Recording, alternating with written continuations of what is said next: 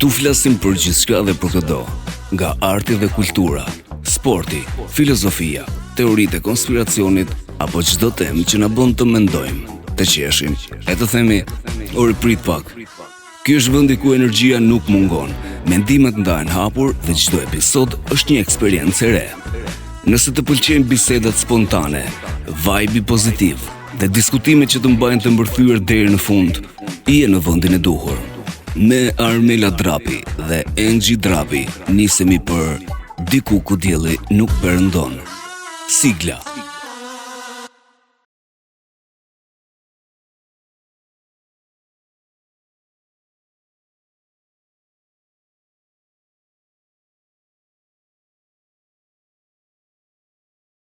Përshëndetje të gjithëve dhe mirë se vini në Diku ku dielli nuk perëndon.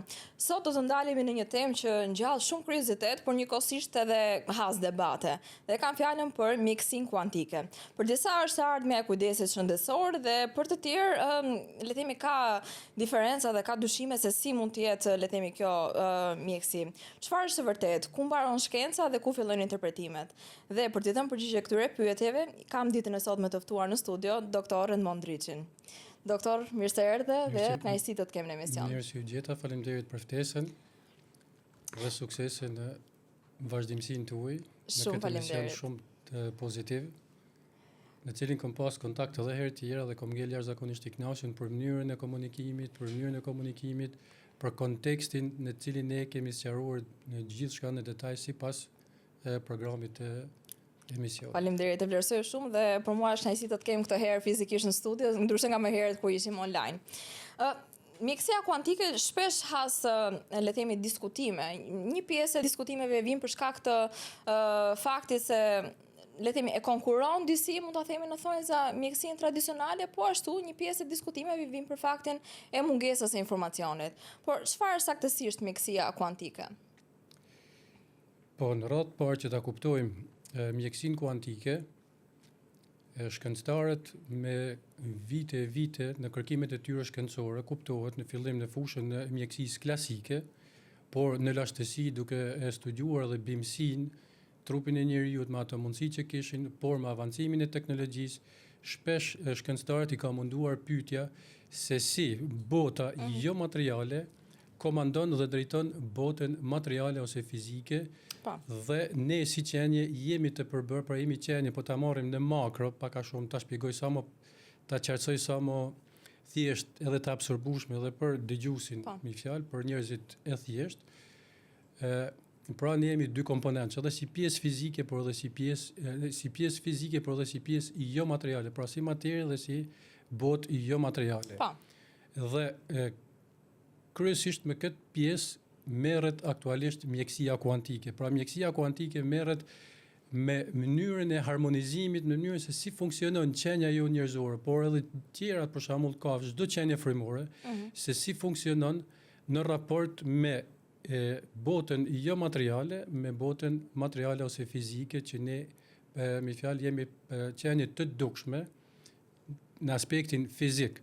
Por ajo çfarë është e padukshme, por e komandon dhe e menaxhon gjithë strukturën organike, fizike të qenieve tona dhe çdo gjallësi të gjallë, është ajo bota jo materiale të cilën shkencëtarët e fizikës kuantike, biologë e tjerë e kanë studiuar me vite më radhë dhe kanë bërë studime shumë precize dhe korrekte në lidhje me kësaj dhe kanë sqaruar shumë bukur se si funksionon bota jo materiale me botën fizike. Ka të bëjë kjo me shpirtin, pra me frymën që gjithë secili nga ne ka? Tani te kjo duhet dalë edhe pak tek pyetja e parë, ku lidhet me mjekësinë klasike. Mjekësia klasike absolutisht, pavarësisht se dalin shumë njerëz të cilët lexojnë pak a shumë në Google ose në Ashobiles, janë një pjesë që interpretojnë në mjekësinë e keq interpretojnë mjekësinë klasike. Edhe ta ashtu quajtur nutricionist, duke u shprehur edhe me terma negativ që mjekët nuk ju a thonë, Por duhet rikujtojmë diçka që mjekësia klasike ka vlerën e saj absolute. Sidomos në proceset e diagnostikimit edhe me teknologjinë që njeriu ka arrit në proceset e diagnostikimit, se me rritjen e teknologjisë është arritur që studiohet edhe në nivelin kuantik të trupit të qenieve njerëzore. Dhe Gjithashtu, një hap të rëndësishëm dhe një proces jashtëzakonisht të rëndësishëm dhe kuptim plot merr edhe trajtimet në smundshmërinë akute, pra nga mjekësia klasike, sepse njerëzit në dinamikën e përditshme psojnë infeksionin në raport me natyrën, në raport me aksidente në punë e tjera, pra ka vlerën absolute. Por ajo çfarë i përket të ardhmes dhe evoluimit, sepse njeriu nuk evolon si entitet në vete ose si individ, por evoluimi do bëhet si grup entitetesh, pra do bëhet me të gjithë siç jemi pra në planetin Tokë, por kjo do bëhet me këtë bën mjekësia kuantike një lloj forme edukimi që ne të evoluojmë së bashku drejt asaj që do të arrijmë evoluimi i brendshëm. Evoluimi, pra duhet që ta mësojmë të menaxhojmë qenjen tonë fizike nëpërmjet asaj çfarë do të citojmë pak më pas, ndoshta në bazë të pyetjeve që mund të na drejtohen, se si bëhet menaxhimi i kësaj i qenjes tonë fizike që ne të arrijmë edhe pse jo edhe për jetësinë, sepse njeriu kshu ka lind, me fjalë ka lind absolutisht si qenje në kuptimin e kësaj perfekte, por me kalimin e kohës, me disa lloj ritualesh, me disa lloj ndërhyrjesh që janë të gabuara në fakt edhe nga aplikimi i mjekësisë klasike, që atë rrugës njeriu si qenje fizike pson smundje dhe arrin në një konflikt të tillë të papajtueshëm që pastaj shkon deri në transformimin e qenjes fizike të njeriu, që është edhe vdekja që ne i themi me fjalë kështu. Nëse në lidhje me shpirtin, që më thatë në shkencë për korrektesë, në fakt këto në aspektin shkencor modifikohet pak si term, pavarësisht në religione dhe në zhargonin e përditshëm populli e përmend fjalën shpirt, por shkenca e lidhe edhe barazvlerëson këtë term me ato çfarë do të citoj pas pak në lidhje me ato lëndë që quhet që është e zhytur dhe ku është e gjithë arshiva e ndërgjegjes dhe gjithë frekuencat vibrimet që janë për shkak që kanë lind që janë formuar një herë, dhe është ajo magazin e gjithë vibracioneve elektromagnetike, që është ajo që quhet fusha akasha, pra që regjistrohet edhe arshiva e gjithë veprimtarisë tonë, qoftë të metabolizmit, qoftë atyre veprimeve, qoftë të bisedave, qoftë të ngjarjeve që ne bëjmë si individ, si shoqëri, si familje, si kom, si planet. Pra gjitha regjistrohen të ashtu quajtura fusha akasha dhe mbi bazën e një algoritmi perfekt. Pra ndodh ecuria e jetës së. Pra po thoni se ne mbartim edhe le themi karmat apo çfarë kemi bërë në këtë jetë apo edhe në jetët e mëparshme. Tani për sa i përket karmës, është një pjesë shumë e vogël e popullsisë që mund ta kuptojë këtë pjesë. Një pjesë prandaj te kjo pyetje nuk du fort që të futem sepse jo se nuk e njoh dhe nuk e di si proces se si funksionon, por debati me skeptikët. Me skeptikë, me popullsinë skeptike, kuptimi arrin deri në nivelet e vulgaritetit. Kjo është edhe nga përvoja personale. Dhe të kjo pjesë nuk du ta preki fort, unë më shumë du që të bazohem në kuptimin e kësaj në atë procesin se si ta mirëmbajmë shëndetin tonë edhe raportin me qoftë me vetveten, sepse dashuria ndaj vetvetes është dashuri edhe ndaj ambientit ku jeton, duke filluar nga familja, nga lagja, nga qyteti, nga kombi, nga planeti ku ne jetojmë, se edhe planeti ku ne jetojmë është një qelizë gjallë, një organizëm i gjallë, si pjesës e universit në tërësi. Prandaj te kjo pjesa e kësaj karmës, tash du t'i shmangem pak këtyre komenteve të skeptikëve. Sipas jush, cili është le të themi kish kuptimi më i madh që ka masa e popullsisë për sa i përket mjekësisë kuantike? Ka diçka që mbase po e kupton keq dhe duhet të bëjmë një sqarim? Shiko, te mjekësia kuantike është tash një formë edukimi, por kjo i përket një niveli të lartë vetdije. Dhe ky nivel i lartë vetdije akoma nuk ka arrit, sepse këtë pengon pak a shumë edhe literatura shkollore, në cilën ne fillojmë të edukohemi qysh në çerdhe, në kopshte, në shkollë, ku ne në fakt në edukimin shkollor krahas atyre informacioneve që shkojmë drejt profesioneve të caktuar, por dhe për sa i përket edukimit tonë raport, qoftë edhe me vetveten, por edhe me habitatin ku ne do rritemi, kjo literaturë shkollore njerëzit i mëson me fjalë që të jenë konkurrent në jetë, jo të jenë kreativ. Dhe duke qenë konkurrent në jetë, ti në kuptimin e kësaj rritesh me ndjenjen e frikës. Dhe rrjedhimisht më duket sikur na ul, le të themi, vibracionet tona të brendshme Dhe pastaj nëse ti rritesh me ndjenjen e frikës, është një mekanizëm i qartësuar në mënyrë perfekte nga fizikanët kuantik se si emocionet dhe energjia jo harmonike brenda për brenda organizmi ton ndikon në metabolizmin qelizor deri në ADN-n e trupit ton, e cila prandaj fillon pas kësaj fillon të prodhon ato që quhen proteina mutante që konsiderohen pastaj njihen si smundje të organizmit. Pra është piknisja e smundjeve të organizmit. Unë kam përgatitur një rubrik dhe kam titulluar Pagënjestra me doktorin. Je gati? Atëherë, si bëhet një diagnozë në mjekësinë kuantike? Çfarë sheh pajisja që analizat e gjakut nuk e tregojnë? Mjekësia kuantike kuptohet është e lidhur me mjekësinë klasike, sepse do vi koha, sipas Humboldtit, thot një shprehje që do vi koha që smundja do të jetë turp. Po kur është kjo kohë që smundja do të jetë turp? Po kur niveli i vetdijes së njerëzve të jetë aq i lartë sa nuk do ja lejojnë vetvetes pra do arrin të menaxhojnë atë që quhet formulari kuantik i trupit. Sepse Deepak Chopra ka bën një përcaktim shumë të bukur në lidhje me atë përbërjen e qenies tonë, si qenie të gjalla, ku thot trupi fizik është i ndërtuar mbi bazën një formulari kuantik. Dhe smundja fillon pra nëse shenjat e çrregullimeve të formularit kuantik fillojnë, ashtu vendosen edhe atomet dhe molekulat dhe ashtu rritet pastaj dhe zhvillohet edhe smundja. Pra vazhdon ato që quhet progresioni gjeometrik. Po ashtu është një diçka shumë interesante ku tu t'ja bëj me dije që ndërgjegja, prandaj duhet të them ke niveli vetdijes. Sepse ndërgjegja universale, pra që unë du ta citoj Zoti, ka marrë 12 elementat kimik inorganik, pra nga tabela Mendelejeve që dimni, dhe një element i 13 përmbledh disa elemente tjerë që janë me 0,0% me fjalë shumë me përqindje të ulët në organizëm, po ta përmbledh në 13 element inorganik, të cilat me një inteligjencë superiore i ka përmbledh, i ka bashkuar bashkë, i ka kombinuar në atë formë që ka kriju trupat organik. Që ka kriju trupat organik. Pra që të arrijnë njerëzit ta kuptojnë qenien e tyre, se kush e komandon dhe si drejtohet ana fizike që është pra materia e trupit ton është në masën 5% në raport me gjithë qenien. Pra ne jemi një ambalazh, ne jemi thjesht ta konsideroj univers, mikrounivers brenda universit, pra ne thjesht ambalazhojmë një pjesës të universit, dhe po të shofish, kam edhe një video bile aty që po të shofish në mikroskop, ta zmadhojmë, shohim pastaj arrijmë deri në atë nivel ku atomet dhe molekulat tonë duken sikur yje të shpërndara që janë në univers. Fantastike.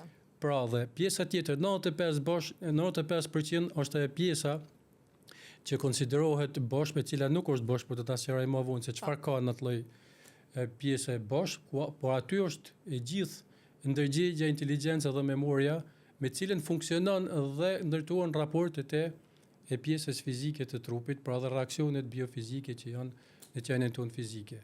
Dhe duke dalë te fillimi i pyetjes, pra mjekësia klasike ndihmon në diagnostikimin dhe statusin e cilin je, pavarësisht se kur diagnostikohet një smundje nga procedurat e mjekësisë klasike, formulari kuantik ty mund të ketë paktën 5 vjet deri në 10 vjet përpara që ty ta ka dhënë atë paralajmërim. Pavarësisht se mohohen nga rutina e përditshme, nga aktiviteti fizik, nga forca fizike që mund të kenë njerëzit në jetën e përditshme, por formulari kuantik këtë rregullim të jep 5 deri në 10 vjet përpara, pavarësisht se mekanizmat rregullator shkojnë deri në atë fazë kur dekompensohet pastaj ky lloj mekanizmi dhe fillojnë të shfaqen këto smundje që shfaqen pastaj nëpërmjet analizave laboratorike, ekzaminimeve imazherike. Pra po thoni se ky çrregullim ka ndodhur shumë vite më përpara dhe pasojat i shohim në vitet e mëvonshme. Patjetër, dhe diagnostikimi nëpërmjet saj pastaj ndihmon edhe për të krijuar ato mënyrën dhe për të realizuar riprogramimin e formularit kuantik që bëhet me disa teknika të veçanta që në qoftë se do ketë një nivel, pra në qoftë se personi bazën e një disipline një vendimmarrje korrekte ndaj vetes vet, mund të realizoj riprogramimin e formularit kuantik dhe gjithashtu edhe të trupit fizik, ku pastaj harmonizohet si trup dhe nuk ka smundje. Pra kjo është një risi e cila pak a shumë edhe pengohet, sepse pengohet normal edhe nga marketingu. Nuk kanë edhe interes mbas edhe kompanitë farmaceutike. Është absolutisht e vërtet, duhet ta pranojmë dhe pse jo dhe ta themi në mision këtë formë, sepse duke qenë se jetojmë në një botë materiale, kuptohet që pengesa do ketë ky lloj aplikimi në këtë. Gjithmonë ndodh. Dhe ndërkohë që u flisit, mua më vinte ndërmend rasti një mjeku grek që po i thonte pacientes, dhe paciente konkrete kishte shumë smundje. Vuante nga zemra, nga hipertensioni, nga diabeti, nga veshkat e tjera, pra kishte shumë smundje dhe ishte shumë e smur prej disa viteve. Dhe kur shkoi të kontrolloj atij, tha, shiko, në rast ti do të shërohesh, nën vetveten tënde të smur, dhe me një terapi që ai sugjeroi për 8 muaj, asnjë smundje nuk ishte më.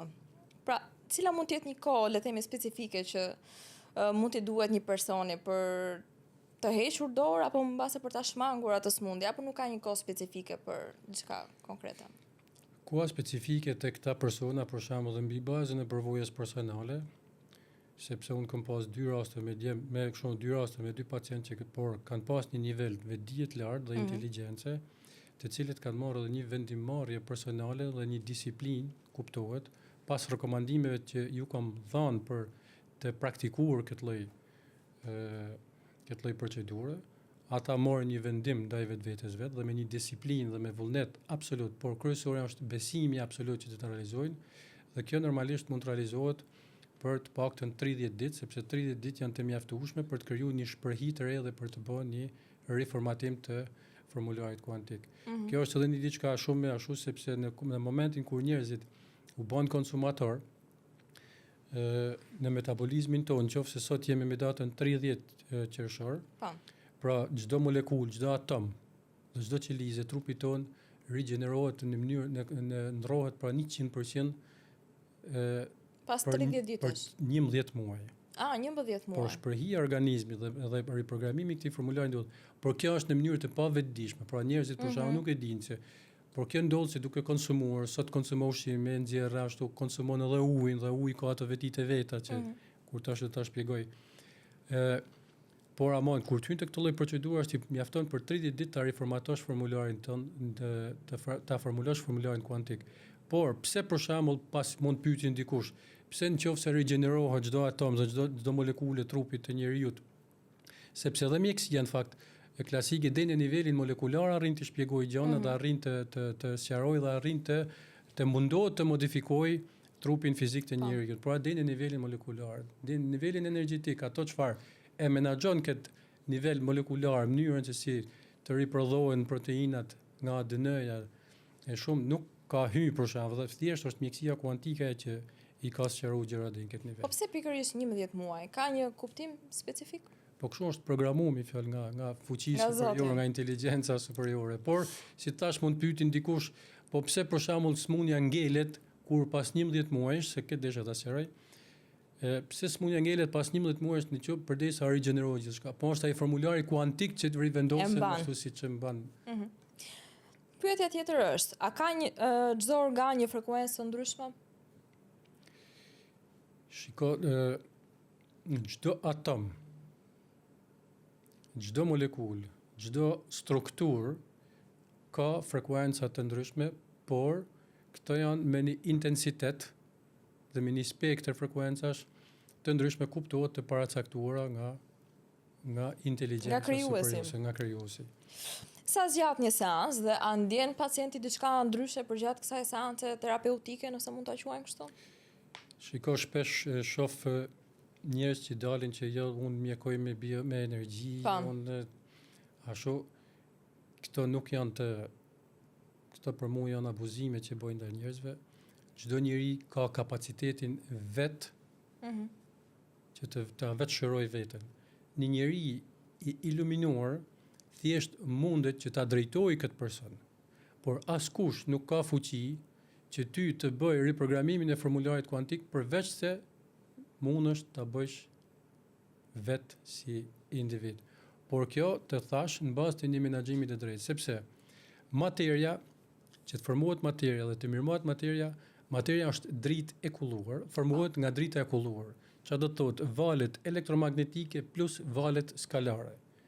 Çfarë janë valet elektromagnetike? Valet elektromagnetike janë janë të gatshme, janë të regjistruar, pra është inteligjencë superiore. Nëse valet skalare janë valë mbartse të cilat lindin nga komunikimi, lindin nga veprimet, lindin nga ndjenjat që ne transmetojmë dhe këto mbartin informacione. Dhe kur dy këto frekuenca, këto dy lloj valësh, pra intensiteti dhe ose qëndërzohen ato që quhet mbi bazën e koeficientit phi, pra që është ajo koeficienti që është mënyra pra harmonizohen mbi bazën e koeficientit phi, që është dashuria pa kushte, atëherë ajo është një lind materia ose mirëmbahet materia në mënyrë infinit, në mënyrë të përjetshme.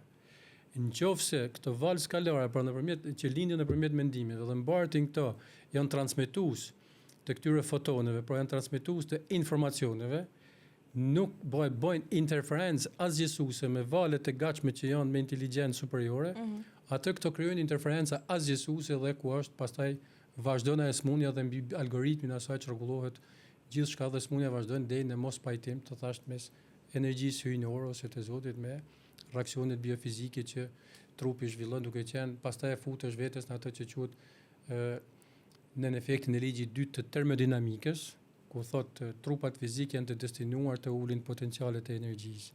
Dhe është motivimi dhe është energjia motivuese ajo çfarë ne na bën, pra dhe me një informacion të saktë është ajo çfarë ne na bën të mundur të riprogramojmë formularin kuantik për një shëndet të rikuperimin e shëndetit absolut. Që nga momenti kur keni zgjedhur të profilizoni edhe në mjekësinë kuantike, kujtoni një rast që mbas ju ka bërë ta besoni edhe më shumë? Shiko, kjo se i thonë një shprehje asgjë nuk ndodh rastësisht. Dhe ndoshta ka qenë një përvojë imja personale, ku kam kalu 2 përvoja të tilla dhe të dy këto lloj përvojash unë i kam ku i thotë shpreha e popullit i kam mbarë mbi kurriz. Dhe këto pastaj me kanë ndryshuar fokusin dhe me kanë mbajt për orë të tëra duke studiuar deri në orët e para të mëngjesit, duke shfletuar me qindra mira faqe, librash, duke i bërë pyetje vetes, po dakord, unë me mjeksi arrita deri këtu. Sepse ka qenë gjendja ime shëndetësore në atë kohë ka qenë shumë sfiduese. Rreth vitit 2008 dhe një rast tjetër në 2015 ishin momente shumë sfiduese, por fal informacioneve dhe fal pra kësaj ngjarje që po them që nuk ndodhi rastësisht kjo unë, futi që unë të drejtoj fokusin të dal jashtë kuptimin e kësaj të mjekësisë tradicionale, të mjekësisë tradicionale, pra të mundësisë për rikuperimin në nivel molekular dhe organik të trupit, ku ishte një limit i caktuar që deri këtu arrin mjekësia, pastaj nuk ashtu, dhe kjo ishte pastaj aty kur mu me çoj në pyetjet se si mund të komandohet, si mund të rikuperohet dhe gjithë kjo periudhë kohë pastaj më futi duke shfletuar duke ashtu derisa besimi dhe vullneti dhe ato ritualet që unë i kam praktikuar dhe i praktikoj e bën që unë të riformatoj edhe formularin kuantik edhe. Më vjen mirë që le të themi është edhe një shenjë që gjithçka ndodh për një arsye dhe duhet kapësh dhe ta përdorësh momentin në mënyrën e duhur. A kurohet ankthi, pagjumësia apo depresioni me metoda të mjekësisë kuantike, sepse mbase jemi në epokën kur popullsia është në masën maksimale të ankthit apo gjejmë gjithmonë më tepër raste me depresion. Digjë, kjo është në fakt unë për të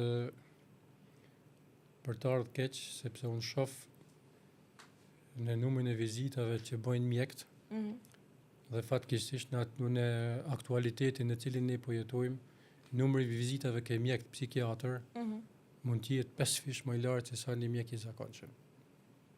Çka tregon se njerëzit po përjetojnë situata në fakt të çrregullimeve emocionale, por një diçka është që thash që ta citova më parë që duhet pak nivel vetdije dhe që ti të merresh me dikë me mjekësinë kuantike, duhet që ai të jetë i gatshëm ta pranojë, sepse në përgjithësi njerëzit të thashë janë edukuar që ti morrin gjëra të gatshme. shko ke doktori, e du një recetë, e du një formulë, e du një mendim, pra me do Nuk duan të mundohen vetë. Pra dhe doktori, shumicën e kohës, mund të rekomandoj diçka për shembull, mund të bëjnë kuptimin e kësaj pak oratori motivuese, mund të japin një recetë me molekula të ndryshme me mendimin që të frenoj pak atë agjetimin e sistemit nervor, por ajo thjesht vetë se i fut në një rreth vicioz, që është thjesht një rreth ciklik që thjesht një rreth ciklik që ngele derisa shpejtësisht pastaj bëhet e pamundur që ai person të rikuperohet. Dhe kjo duhet që personi kur është shef në momentet e para që ka një çrregullim emocional, që nuk e ndjen veten mirë, për shembull duhet që të ketë të ketë një mentor të mirë ose një mjek të mirë që duhet ta motivojë dhe ta drejtojë pa ilaçe. Sepse kjo rregullohet, nuk ose me një fjalë riharmonizohesh si qenje brenda trurit, si qenje brenda emocioneve, sepse emocionet janë ato që rregullojnë gjithë metabolizmin deri në metabolizmin qelizor dhe çrregullimin e memorjes dhe të prodhimit të proteinave nga ADN-ja që aty fillon pastaj ajo. Po stresi, si ndikon stresi në frekuencat e trupit? Tani të kjo pjesë do të hyj pak në terminologjinë shkencore të kësaj të fizikës të mjekësisë kuantike. Dhe ta shpjegoj pak se çfarë është dhe si funksionon truri sipas mjekësisë kuantike. Pra në shkollë, në literaturën shkollore kemi mësuar që kujtesa ruhet në qelizat gritë të trurit. Dhe gjithë perceptimit që kemi nga jashtë vijnë nëpërmjet pesë dhe nëpërmjet tyre neurotransmetuesve, këto marrin komandë, këto transmetojnë komanda për shembull në dorë dhe se si bota materiale e mendimeve për shembull arrin që nëpërmjet tyre neurotransmetuesve të aktivizojë dorën, kamën, lëvizjen e thashëm të. Mirë po, që t'i bish kur dhe mos ta lodhi me terminologji shumë të ndërlikuar dhe publik të dëgjuesit ton. Fizikantë kuantik kanë zbuluar se kujtesa nuk ruhet në qelizat gritë të trurit, por në atë që quhet hapësirë boshe, e cila thashë deri nuk është hapësira boshe, por është ajo lanë eterike, në cilën është zhytur krejt universi, që quhet eter. Dhe brenda kësaj, në këtë lanë eterike është i gjithë informacioni i inteligjencës superiore. Dhe çfarë ndodh? Këto në truri është i ndërtuar nga neuronet dhe i lidhur mes njëri tjetrit me dendritet dhe sinapset. Brenda me fjalë këtyre sinapseve nervore janë të ndërtuar nga ato që quhen skeleti ty nga citoskeleti. Dhe citoskeleti është ndërtuar nga ato që quhen mikrotubulat. Dhe mikrotubulat brenda përvena tyre kanë ato që quhen tubulinat e këtyre mikrotubulat, të cilat janë proteina në formë heksagonale. Për ta thjeshtuar pak për ndjekësit tanë, se e di që një pjesë e mirë e tyre nuk do e kuptojnë terminologjinë. Pikërisht, po tek kjo pjesë do të që ta citoj pak thjesht për t'ia vërtetuar se është gjithçka argumentuar shkencërisht. Dhe çfarë ndodh? Tash i duhet dal te kjo. Te këto mikrotubulat, këtyre nervore, janë evidentuar dritë e kulluar koherente, pra dritë koherente e cila përmban ato frekuencat e inteligjencës superiore, e cila është e domosdoshme edhe për metabolizmin e trurit dhe për përcjellshmërinë e informacionit. Po ashtu në këto mikrotubulat janë evidentuar molekula ujë me koherencë të lartë. Dhe këto molekula me koherencë të lartë janë ato të cilat bëjnë përcjelljen e kësaj drite, pra të kësaj drite të kulluar. Dhe kjo pastaj transmetohet tek neuroni tjetër nëpërmjet tyre sinapseve, dhe kështu i gjithë sistemi nervor pastaj edhe shërben si një linjë, pra këto mikrotubulat janë ato që quhen interneti i trupit. Dhe këto përcjellin informacion në çdo qelizë të trupit. Dhe pastaj gjithë informacioni ruhet jo vetëm në qelizat në për atë hapësirën në hapësirën e trurit, por ruhet dhe mirëmbahet dhe krijon ato që quhet fusha morfike dhe brenda qelizës. Brenda qelizës së trupit. Dhe në qoftë se si e bojnë pastaj çrregullimin e emocionet edhe stresit të trupit njeriut.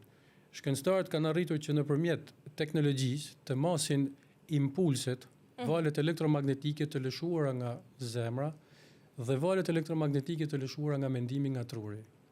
Dhe këta kanë shpik një aparat që quhet sintonizues. Pra s'po hyn te teknologjia e kësaj se i ashtu njerëzit. Okej. Dhe te njerëzit e qetë kanë shikuar që nëpërmjet këtij aparati sinkronizimi kanë parë harmoniken e këtyre valve elektromagnetike që çlirohen nga zemra me valvet elektromagnetike të çliruar nga truri. Valvet elektromagnetike, pra fusha elektromagnetike e zemrës është e lidhur me fushën elektromagnetike të tokës. Dhe fusha elektromagnetike e zemrës është një fushë e cila është një toroid i pastër dhe e cila vën punë muskujt 7 shtresësh të zemrës dhe kjo sipas fizikanëve kuantik është i quajtur motori i cili vën lëvizje muskujt të zemrës. Por kur ka çrregullim, pra nëpërmjet mendimeve, këto krijojnë një disharmoni tek impulset tek me valët elektromagnetike të zemrës, por edhe ADN-ja trupit njeriu ka një fushë elektromagnetike dhe spiralet e saj ADN-ja përbëhet nga 10 dodekahedron, të cilat sillen me njëri tjetrin, ndërfuten te njëri tjetrin si një spirale dhe fusha elektromagnetike e tyre futet si fraktal në fushën elektromagnetike të zemrës. Pra në mënyrë këtë. Dhe por në këtë rast, çfarë ndjenjë? Fushën elektromagnetike këtë të thënë. Dhe me fushën elektromagnetike të tokës, kur krijohet një diskoherencë, pra një çarkullim i emocioneve, pra sepse zemra është një organ, pra është organi kryesor, truri kryesor i organizmit, ta them troç. Kur ajo çrregullohet nga emocionet, nga vibracionet negative, nga mendimet negative, zemra krijon ndjenjen edhe pozitive, pra edhe ndjenje negative, pra një ndjenjë që ne ndjehemi mirë, të ndjehemi me dashuri, me kështu. Nësa në momentin kur ti ke çrregullime emocionale, zemra fillon dhe çliron valë elektromagnetike disharmonike me ato të ADN-s së trupit të njeriu. Janë të luhatshme apo janë në frekuenca më të ulta këto valë? Tash këto janë kuptohet me gjatësi valë të ndryshme, por ajo është ajo që quhet pra fraktalizimi, pra është ndërfutja me fraktale, pra mbi bazën e trupave platonik. Edhe kjo është një teori që ka një shpjegim tjetër që s'du t'i lodh njerëzit shumë, pra ndërfuten këto lloj vale me ato që quhet e mesmi art. Dhe nëse këto lloj valesh pra vibracionesh nuk përputhen me njëra tjetrën, pavarësisht se kanë gjatësi vale të ndryshme, nuk përputhen me njëra tjetrën mbi bazën e këtij koeficienti phi, këto pastaj krijojnë interferenca asgjësuese ndaj njëra tjetrës. Dhe pastaj zemra, kjo ADN-ja pastaj del nga inteligjenca e saj dhe fillon e krijon proteina mutante. Pra sigurisht që bashkimi i fizikës me matematikën dhe gjithçka është një barazim i kuptueshëm i qartë. Janë ngjarje algoritmike të cilat janë me një perfeksion të jashtëzakonshëm sepse janë të kalkuluara nga inteligjencë superiore. Kjo thashë me fjalë mekanizmat fiziologjik ose të funksionimit të nivel të energjisë së trupit të njeriu janë në fakt terminologji që shumë pak mund t'i kuptojnë kush, edhe vetë kuptimin e kësaj kam arritë që t'i lexoj shumë herë dhe të futem edhe me mendje tek gjitha ato fjalë për shembull që citohen, sepse një shkencëtar fizikan Niels Bohr thotë që ai që nuk e njeh, nuk e ka kuptuar fizikën kuantike, me fjalë nuk e kupton mënyrën e funksionimit të botës. Mënyrën e funksionimit të botës. Edhe në fakt është dashur rreth 15 vite që unë ta studioj me intensitet këtë pjesë, edhe normal që është sfidë në vete që ti kuptosh mekanizmat. Jam e bindur. Por sfidë në vete është edhe që të arrish që t'ju bësh edhe t'i përthithë një pjesë. Në rast se të ndaleshim me shembuj konkret, për shembull, çfarë mund të ndijmë ne në rastin kur kemi frekuenca të ulta ose mbase kemi ca energji që duhet t'i çlirojmë? Shikoj, vetëm një gjë, janë gjëra shumë thjeshta. I vetmja gjë që nuk lën të gabosh është zemra. Truri i njeriu është thjesht antenë, pra është një mekanizëm dëshifrues dhe lexues i atij vakumi fizik ku ndodhen të gjitha ato arshivura të valët elektromagnetike në ato që thamë në hapësirën e zbrazit të trurit.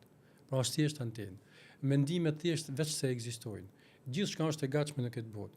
Mirë, po në përballje me realitetin, në trurin e njeriu, pra në antenën, në këtë antenë që po e konsiderosh që është truri i njeriu, siç konsiderohet nga shkencëtarët, kalojnë 3 milion mendime në minutë. 3 milion mendime. Pra imagjino se çfarë po ta quajsh këtu lart, çfarë të nxjerrë presioni mund ta kesh. Është vërtet.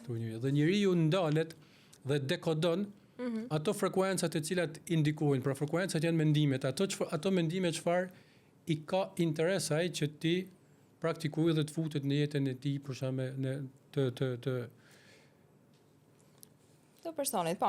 Po nëse ndalemi pak tek ushqimi, tek ajo çfarë ne konsumojmë. Ka ushqime të cilat kanë vibracion më të lartë dhe duhen konsumuar dhe ushqime të cilat mbase na marrin energji ose ham diçka të pavlerë dhe duhet i shmangim. Përveç mbase fast foodeve, gjërave që xha i kemi dëgjuar në përditshmëri. Të qëllimi i metabolizmit të njerëzit është marrja të ashtu quajturat biofotone. Dhe njeriu i merr të gatshme kur u bë konsumator, njeriu i merr të gatshme nëpërmjet konsumimit ushqimor. Këto biofotone shkojnë pra në ato që quhet sepse ADN-ja jonë është një lente për dritën e kulluar. Dhe ADN-ja jonë tërheq të biofotone që vijnë nëpërmjet ushqimit dhe këto biofotone janë ato frekuenca vibracione të cilat duhen dhe janë të domosdoshme për metabolizmin qelizor të njerëzit, që bëjnë të mundur riprodhimin dhe rigjenerimin e trupit dhe mirëmbajtjen në pozita të shëndetshme. Dhe gjithçka që rritet me procesin e fotosintezës, që janë bimet për shembull, që marrin nëpërmjet klorofilit, pra të gjithave të tyre, marrin rrezet e diellit, pra dritën e kulluar inteligjente, marrin dhe e futin deri në ADN-n tonë, pra si dritë e kulluar, si dritë me inteligjencë të lartë superiore, e domosdoshme dhe me një informacion të saktë për atë mekanizmin riprodhues të mirëmbajtjes së trupit fizik të njeriut.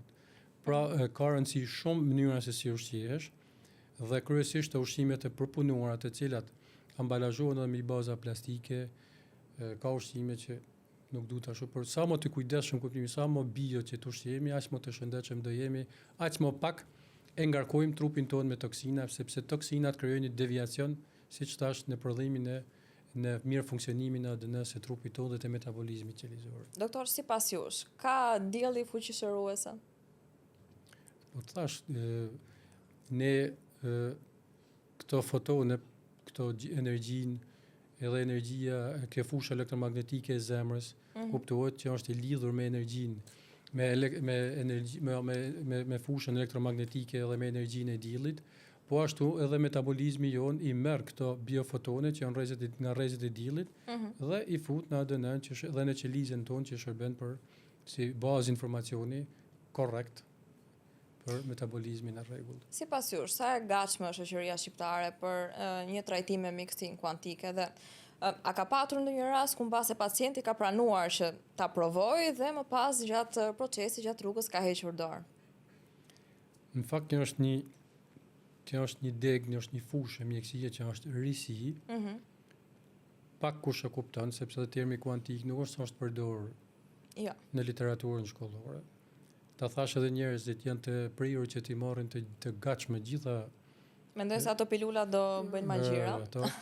Dhe nuk e dinë se për shembull trupi i njeriu dhe kryesisht nëpërmjet melçisë si organ që ja ka caktuar krijuesi që të merret me këtë pjesë, është të aftë dhe është industria farmaceutike perfekte, e cila është të aftë të prodhojë çdo lloj medikamenti në perfeksion absolut. Pra më mirë se i lexon nëpërmjet inteligjencës superiore, nëpërmjet qetësisë që ne i krijojmë trupit, që i krijojmë trupin tonë nëpërmjet mendjes. Pra nëse ne me qetësinë tonë në mendje e lëm të qetë zemrën të vibrojë dhe të jetë në koherencë me energjinë e universit, metabolizmi do të jetë perfekt nëse ti nuk konsumon asgjë. Dhe nëse edhe shumë kush duke u rekomanduar edhe nga mjek, nga industria farmaceutike, nga nutricionist, merr ato, ti e fut në një stres, qoftë edhe metabolik, por edhe mendimesh, në një kaos mendimesh, dhe kaosi i mendimeve të këto ta thash, sepse që të formohet materia, të thash është valë elektromagnetike plus valët skalare si mbartës e informacioni, dhe këto kanë rëndësi të mbartin informacionin, pra është energjia dhe informacioni ajo që e ndërton materien në mënyrë perfekte. Kur këto dyja nuk kanë koherencë, mbi bazën asaj që thash koeficientit fi, pastaj linin interferencave shkatruese për organizmin. A mund të quhet zilia sëmundje? Absolutisht po.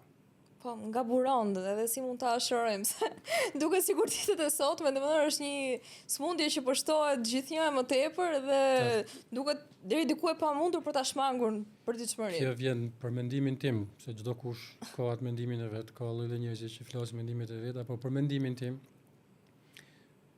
zilia lind edhe si mungesë e edukimit, duke filluar qysh në moshën e re, pra lind edhe nga frika.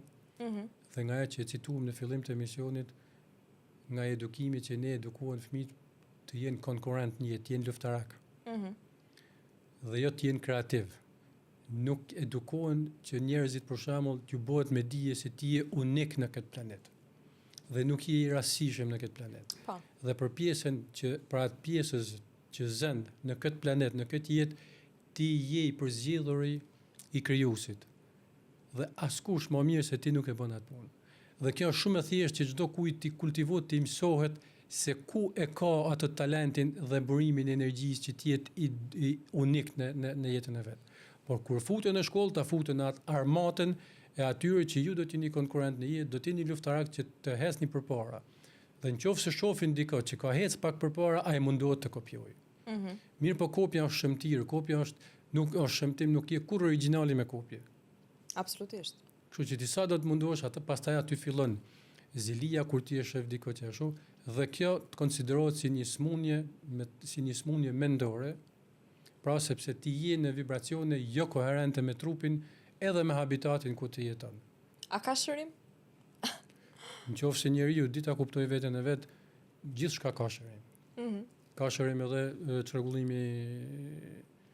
çrregullimi psikologjik, çrregullimi somatik, çrregullimet emocionale, çdo gjë ka shërim. Ta thash ta ripërmend edhe citatin e të filozofit të gjerman Humboldt, ku thotë që do vi ku që smundja do të jetë turp. Jemi larg nga ajo po? Për fat keq. Kemi shpresa gjithsesi, mbase nuk i dihet. Përmendën në hyrjet e emisionit që njeriu mund të arrijë në një moment pa vdektsinë. Si?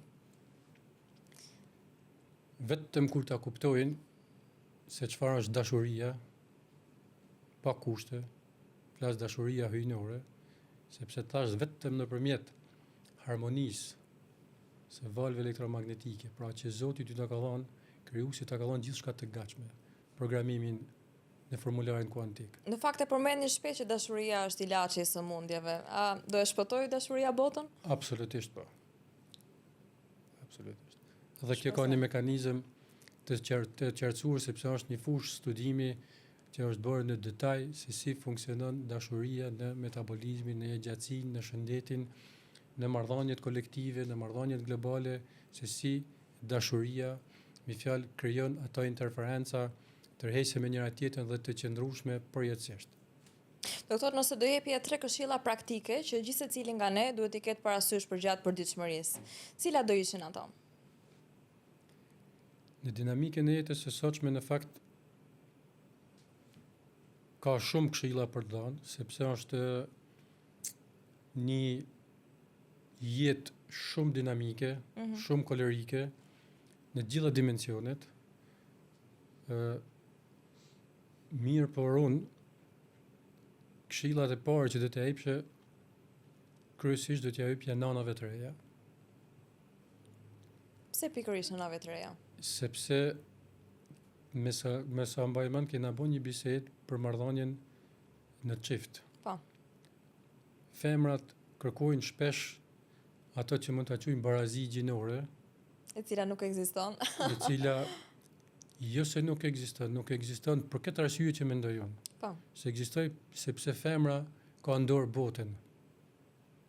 Pra, është shumë e ka tepër se sa mashkulli. Më tepër se si e ka ndor botën. Çfarë kuptimi?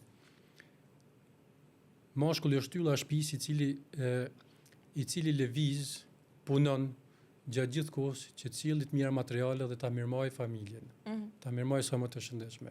Ndërsa nona është ajo e cila e lind, pra e mbart fëmin, pra qenjen e mbart, e lind fëmin, pastaj ajo ja mëson gjuhën, që thonë në gjuhën nënës, komunikimit, për cilë vibracionet e saj në zemra, pra të dashurisë, i jep formën e edukimit, një nanë e mirë mund ta bëj një fëmijë, nga një nanë e mirë mund të lini një fëmijë kriminal, mund të lini një fëmijë shkencëtar, mund të lini një fëmijë politikan që gjithë bota do merrte drejtim nga ai person. Pra nga një nanë e mirë lini një shkencëtar, pra nëna ka në dorë formatimin e botës. Sepse unë shoh edhe ke puna ku jam aty. Që për çudi për shembull vinë shumë kam dhomën e pediatrisë aty afër dhe ndëgjoj që shumë nëna nuk flasin me fëmijën krah, ulërasin. Pra dhe me një fëmijë në krah që ti ke shku për vizitë, ulëret, imagjino se çfarë lloj vibracioni, çfarë lloj ndjesie, emocioni jep tek fëmia. Pra këshilla e parë duhet flasin me butësi dhe dashuri, ta tregojnë. Është absolutisht. Që janë nëna. Do të jena pasqyrë me fëmijën tonë. Dhe ndërkohë, sipas studimeve, nëse një fëmijë nëna e çon ta vizitoj, kur ka probleme, kur ka smundje, në fillim du ta shohim arsye shkakun. Sepse është e teoria e kaosit që e shpjegon këtë pjesë, por du të them që pra shkaku, kush është shkaku? Shkaku janë e çrregullimit emocionale që përjeton nëna gjatë kësaj kohe. Dhe gjitha transmetohen ke fëmia dhe pastaj është ajo që thash, ai mekanizmi që thash ku çrregullimet emocionale të fëmijës transmetohen edhe në imunitetin dhe në metabolizmin qelizor të fëmijës që është smundja. Pra kjo ditë ishte këshilla kryesore që du t'ja jepsha fillim për nënat. Këshilla e dytë në jetën e përditshme është që njerëzit të jenë sa më të kujdesshëm dhe sa më komunikues me njëri tjetrin, sepse nëse ti do jesh një njeri shumë kaotik me vetveten të atë dije si damin do ta fillosh ta bësh edhe ke familja jote, por këtë do ta transmetosh edhe tek habitati dhe prandaj ndodhi gjithë ky agresivitet, gjithë ky kaos, gjithë kjo mungesë empatie mes njerëzish, pra është një situatë me nivelin më të ulët të vetdijes që unë mund ta di dhe mund ta kem lexuar ndonjëherë në këtë shoqëri që po jetojmë sot. Pra duhet i marrim gjërat më ngadalë, pak duhet i marrim gjërat më natyrshëm dhe mos ta shikojmë me inat gjithçka dhe ta kërkojmë me sakrificë një diçka që nuk na takon ose që nuk jemi të aftë ta mbajmë ose ta marrim. Dhe për këshilla e tretë, unë ta jap rreth shëndetit që pavarësisht se mund ju rekomandojnë këshilla nutricionistash, mjekësh me formula dhe molekula, mundohuni të jini sa më racional, pavarësisht se mund të thotë dikush, po unë te mjeku do besoj, po prapë se prapë mund u lexo dhe gjendjen tonë fizike, zemrën, emocionet e tua, në pikë parit duhet që çdo njeri të lexojë emocionet e veta, sepse çrregullimi emocional të shkakton smundjet. Pra të mundohen të jetojnë sa më natyrshëm në mënyrë që të largohen sa më shumë nga doktori dhe të jenë mjek të vetvetes. Sepse edhe gjitha këto këshilla që morrin jo ChatGPT-ja, jo mjeku nutricionist, jo ky, dëgjojmë lloj këshillash të gjitha jo garantoj që ju futen në një rreth vicioz të një stresi metabolik që pastaj nuk do të dilni dot. Sepse kimin dhe industria më e mirë farmaceutike është e krijuar brenda vet organizmit të njerëzit. Doktor, unë kam dhe një pyetje të fundit për ditën e sotme dhe kam të lidhur detyrimisht me, le themi, valët e internetit apo me kohën që ne kalojmë në rrjetet sociale apo duke patur mjete të ndryshme në përduar, qofshin këto tableta apo telefona. Dhe rrjedhimisht duket sikur po ndikohemi edhe për shkak të algoritmit që mbase të shfaq gjërat që ti duhet të shohësh dhe gjërat që ti do të shohësh. Ka një kohë mbase që nuk duhet kaluar për te, le të themi, asaj kohës që na bën dëm për sytë të tjera, po a ka një kohë që nuk duhet kaluar për mos dëmtuar të brendshmën tonë? Në fakt, duhet ta lidhi shkencën edhe me dy pikpamjet e mia. Shkenca punon në dy drejtime dhe ka punuar në dy drejtime vazhdimisht. Shkenca e cila merret me zbulimet, e cila është shkenca që merret me të vërtetën, por ama ato që ka ekzistuar, ekziston dhe do ekzistojë. Po. Shkenca që merret me shpikjet, pra ku në këtë shkencën që merret me shpikjet, unë do fus dy nën grupe, ku janë shpikjet për të mirën e organizmit, për të mirën e njerëzimit, të cilat kanë lehtësuar jetën tonë, por edhe shpikjet që janë në dëm të jetës së njerëzit, ku janë armët kimike, bërthamore, shumë shpikje të tjera që ka bën njerëzimi, por shpikje shumë arrirë është edhe teknologjia digjitale dhe këto kompjuterike që ne kemi, sepse merr informacion në kohë rekord nëse don, por këtë duhet ta përdorim sa më në mënyrë rigoroze, në mënyrë që ne kur kemi nevojë të marrim informacion, të marrim aq sa na intereson dhe ta përshtatim me pjesën që ne jemi në proces kreativiteti. Dhe jo të mundohemi që ti marrim zgjidhjet e gatshme, se nuk funksionon që të marrë zgjidhjet e gatshme. Nëse ti nuk fut kreativitetin punë, nuk e bën dot me zgjidhjet e gatshme, nuk funksionon me zgjidhjet e gatshme, sepse është edhe ajo që quhet teoria e kaosit, që gjitha ngjarjet në natyrë janë me fjalë të paparashikueshme. Dhe se gjitha ligjet në natyrë funksionojnë mbi bazën e kreativitetit dhe spontanitetit. Pra ka vërtetuar shumë qartë kjo lloj teorie e cila është studiuar nga fizika kuantik. Dhe të rrish shumë me këtë teknologji. Të drenon nga energjitë në një farë mënyrë. Absolutisht po. Ti merr lloj imazhi, sepse është imazha që ty ta dëmton gjithë edhe metabolizmin e trupit tonë, gjithë gjendjen emocionale brenda organizmit tonë. Pra, në një periudhë të caktuar, kjo veç sa është një dëm për organizmin e njeriu, qëndrimi i gjatë me këto mjetet elektronike, pajisje elektronike që janë telefonat e kompjuterat e këto. Doktor, unë falenderoj shumë dhe ishte shumë kënaqësi ta ndaja studion me ty ditën e sotme. Faleminderit edhe ju uroj mbarësi, suksese. Faleminderit shumë. Të dashur miq, ju falenderoj për vëmendjen dhe së bashku do shihemi sërish në episodin e radhës. Mirupafshim.